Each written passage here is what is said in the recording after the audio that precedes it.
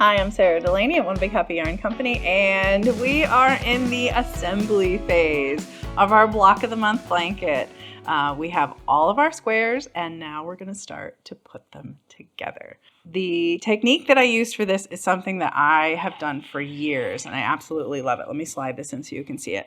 It's called a joining single crochet, and it makes a single crochet edge on both squares, and then there's this ridge that stands tall on the top, and I just love it as a border and as a joining stitch. It gives blankets such structure and just a really pretty finish. So I'm going to show you how to do that stitch, and it's really, really simple. If you've done any crochet motifs where you join as you go, it's sort of in that vein. So the first thing you're going to do is a row of single crochets across your first block, just like that.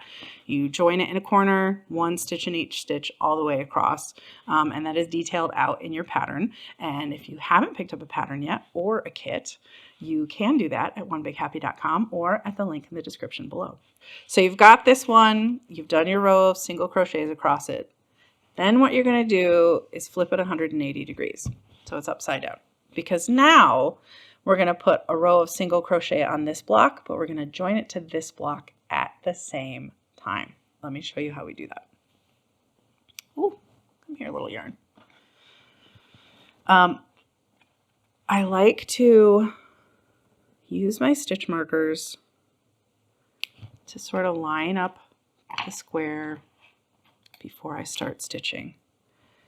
So both corners, I'm looking for that central stitch where we did 3.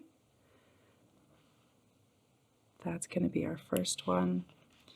And then somewhere in the middle, if it feels funky, you can use as many stitch markers as you want. This is sort of like pinning when you're sewing. So you want to do this because you don't want to start joining here and sort of go along this way and end up with a lot of extra stitches on one square and not enough on the other.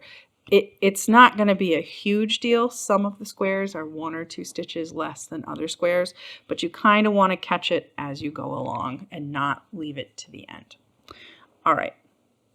Now I'm going to take this stitch marker out because I don't need it because I know where I'm starting.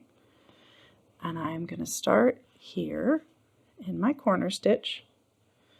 I'm going to grab my new yarn and bring it up. I'm going to chain 1. And then I'm going to do a single crochet in that same stitch.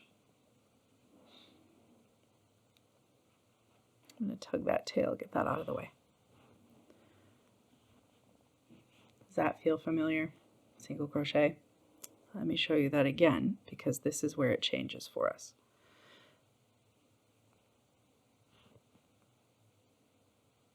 Grab your yarn, bring it up. Do your chain 1. Reach into this stitch and bring up a loop. But instead of yarning over and pulling through here, what you want to do is actually get your working yarn underneath the block that you're going to join to. And this is very fiddly to start. By the time you're finished with this blanket, this will feel like second nature, but it's very fiddly to start. All right, do you see this single crochet here? It's the opposite match of the one that we're trying to create. I'm going to go into the top of that stitch.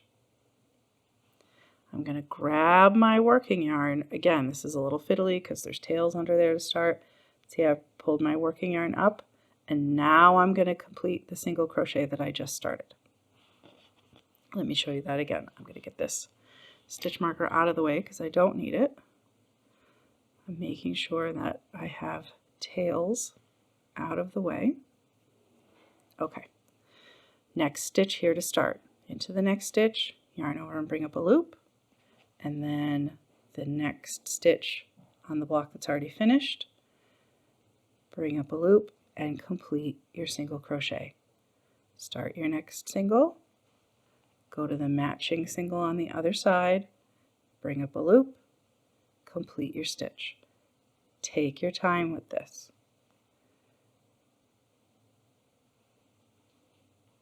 This is a joining single crochet. Start the next single, go into the matching stitch, yarn over, pull through and complete your stitch. And this is it. You're going to do this all the way across to join these two squares together. Let me get my hook out of here so you can see it. And that's your join. So when you look at it, you see a single crochet on each side and then this great ridge of chain looking stitches across the middle. You are going to do that, well, let me keep this here for a second. You're going to do that all the way across. We imagine we've gone all the way across here. Then you'll cut your yarn. Then, depending on which direction you're going in your strip, you'll do just a row of single crochet here across this block. Then you'll flip it around, join it to the next block. Then you'll do single crochet along the other side. Then you'll do the joining to the next one. So it's that back and forth all the way across, let's see, one of your strips until you've joined 5 of those strips together. Until you've got 5 of the blocks together. So you'll have a strip of 5, then you'll do another strip of 5, and then you'll do, oh, I'm looking at how I join them here. I can see it. So this was my strip this way. This is how I made the strips, because when I joined the strips together, you can see the joining single crochet is uninterrupted in this direction. But you can see how it's interrupted this way. So this was a strip, this was a strip, and it was joined together along here. So that's how you join them together.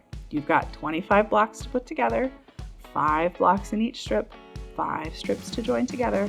Once you have finished that, you can come on back here and join me for the very last episode in our Crochet Block of the Month series, where we're going to add our border. We are so close to the end.